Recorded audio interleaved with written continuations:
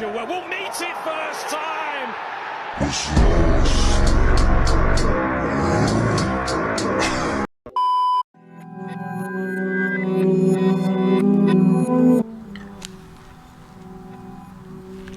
Come on, boys. Yes, Blue Bloods football back again with another dub. Double O who? Double O what? Double O, you can keep your record. Jadon Sancho, thank you very much. Mudryk with the assist. 007, no more, guys. And I'm just here to ask you, can you smell? Can you smell what Potter is cooking? Yes, guys, obviously it's a good day. Blue Bloods football back again with another dub. I'm so happy that things are finally, well, they seem to be going in the right direction. And yeah, we come out with the win against Leicester. 3-1, whoops, away from home. Unfortunately, you can have the clean sheet, but hey, we take what we can, guys. It was actually quite a good game. I enjoyed watching it. Let's not waste time and get straight into the match analysis.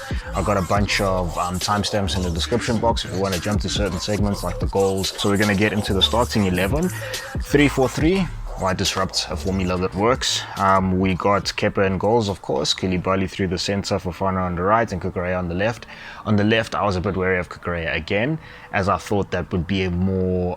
he had a blinder, no doubt, in the Champions League game, and I thought it was probably best if we left that kind of... if we left him in that position for Champions League games, because my theory is that you get players that are better in certain positions in Champions League games versus Premier League games, and I thought that was it. But hey, Kukurea actually had a blinder today. And plus, you know, on the back of such a performance, it would be tough to actually bench him, especially like for Buddy Ashil. No offense to Buddy Ashil though. 4 across, so we got right wing back of Ruben Loftus-Cheek, midfield pivot of Kovacic, what a game, and Enzo, what a game, and then we got Chilwell on the left wing back position, what a game. Front three consisted of Havertz through the, well, in the formations, it's funny because he's saying, there's a lot of people actually saying Mudryk technically played as striker and Havertz was on the right, and then Felix was on the left. Where I kind of initially saw it as Havertz going through the middle, Mudryk on the left and Felix on the right, but I think there was a bit of a tactical tweak there that other people might have been seeing. So I'm going to watch those YouTube videos from other creators and see what they were talking about. Leicester was actually pressing well. You could see that they really wanted the win and they needed it, so they came with a bit more energy than they did in the other games, because like Leicester defensively have been abysmal. I think, if I'm not mistaken, they must have conceded the most goals in the Premier League out of all the teams. I don't know, Southampton might be up there, but they definitely up there. And Ward is not having a good season, to be honest. He was in my fantasies. Not there anymore. First opportunity of the game, or one of the opportunities for João Felix, or João Felix, as he says, because apparently we've been mispronouncing this man's name.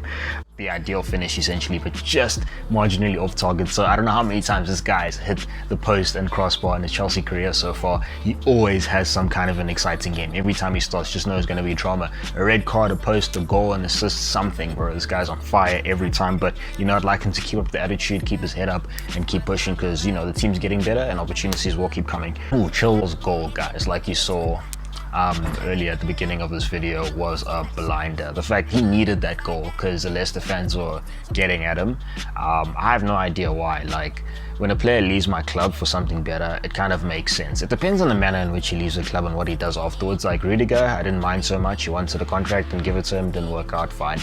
Courtois leaving the club and then, you know, little jabs here and there about talking about like he's never seen defenders like this before, he's never seen this like that before, I've never kissed a badge before in my life, but this is the first time I'm kissing a badge. It's a bit snaky and a bit unnecessary, stuff like that. You know, it doesn't make sense. But Chilwell, I don't think, from what I saw, never really disrespected Leicester. When he left, he never skipped training to go to Chelsea. Nothing to that extent. It was a great goal. You know, Koulibaly, who also had a great game, focused defensively, like to see that composure. He's warming up cross, but lo and behold, Chilwell out of nowhere coming in with that gracious left foot, banging it in. Great goal, goes up to the crowd. What you saying now? What are you saying now, Leicester fans? Yes, sir. And it's funny, we always have like, well, this is the second time I think ex-players have scored against Leicester. Like Kante, I think, scored against Leicester twice when he played with us.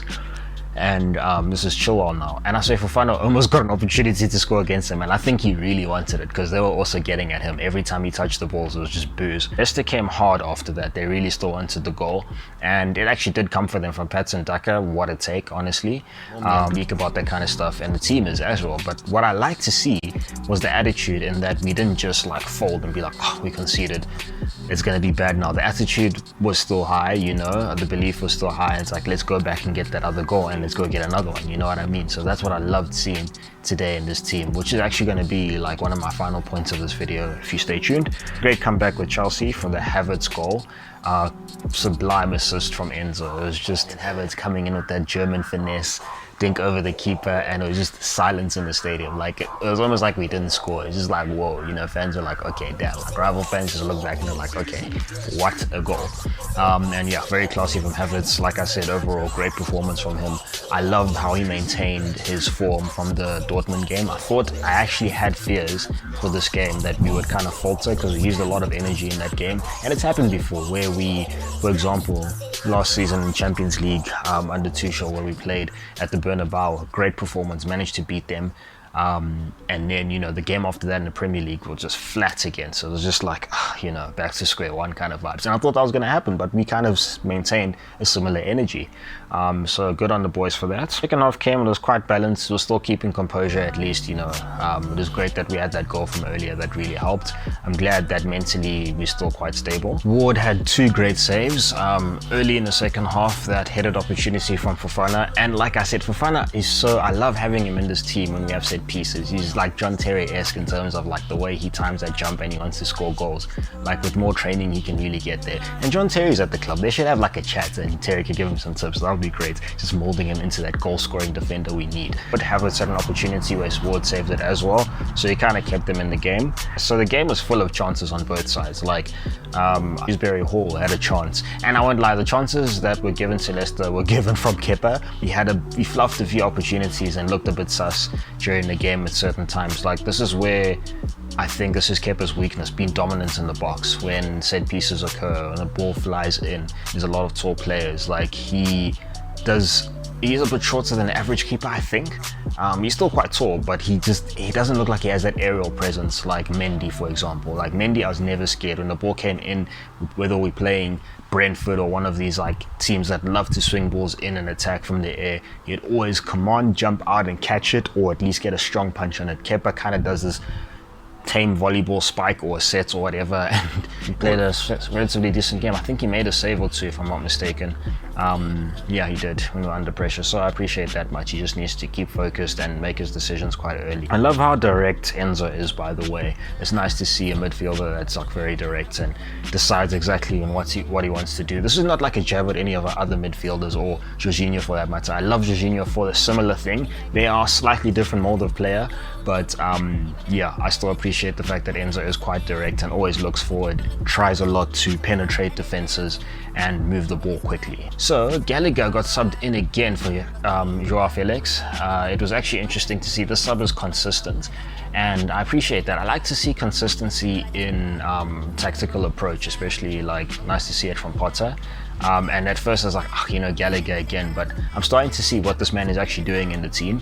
You can see his instructions are relatively basic, like he disrupts play, he puts pressure on opponents, and in certain moments when he's able to carry the ball, he does basic things. He's not expected to break up play and split defenses with like accurate central attacking midfielder passes, like none of that. The game's petering out, finish it. And he's getting subbed on earlier and earlier every game. Like Felix got subbed off relatively early in this game. He wasn't very happy about it, but hey, it's part of the tactics. And it's interesting to see where Felix's future is actually going with this club, because I had a thought in that I feel like we might not buy him. I think he might be a luxury, and then Nkunku might play the role, since we already have him, that Felix is currently playing, and I think he might be longer lasting. And anyway, we'll see what happens in the future. I'll be happy to keep him. If we don't keep him, that'll be meh. So yeah, Gallagher coming in, doing a job. I appreciate what he did today, managed to break up play, and he looked confident on the ball as well, because he's not expected to be technical, but the little moments of technicality he has, he looked quite clean and decent, you know what I mean? So he did his job, and I appreciate that. You don't have to do the most, just do your job. Mudryk's second offside goal, guys, let's talk about this, because Mudryk 007, right? Oh man, that made me laugh, because I was celebrating like, man, it turns out it's offside, and he just turns around like, oh, oops. That was really funny, and the crowd, he just checks them like jeering and stuff. But yeah, I was worried about that, because I was like, oh no, I hope this is not his final opportunity. It's the assist for a sublime Kovacic goal. Now guys, as you see in my thumbnail, when this man scores, it's never average. It's never average. It's only bangers, flicks and tricks. This guy is such a baller, like, and I'm so glad that he's getting this nice opportunity to shine now. Him and Enzo are actually pairing up. Their pair up is getting actually like better and better game by game. I thought it would be like sparks initially as they played, but that first game they played together wasn't so great, but it's getting better and better, and they're understanding each other, so I appreciate that. And yeah, he scored an amazing goal in my opinion, guys. Like, I've always loved Kovacic, and I mean, I saw news reports of the fact that we may sell him among